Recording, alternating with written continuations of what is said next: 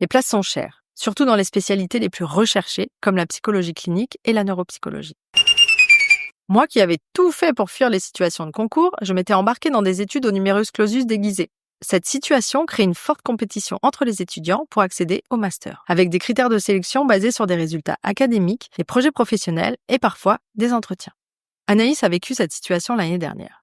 3 ans de licence où c'était vraiment de la compétition, on va pas se le cacher. Quand on a 30 places et qu'on est 1500 à postuler, on peut pas dire que c'est pas de la compétition. Mais après, je pense que c'est important de le partager aussi parce que, au final, en fait, on nous accepte tous en licence de psycho. C'est vrai que les portes, elles sont vraiment ouvertes. Donc, on se retrouve des fois avec des promos qui sont à 800. Bon, on est de moins en moins durant chaque année.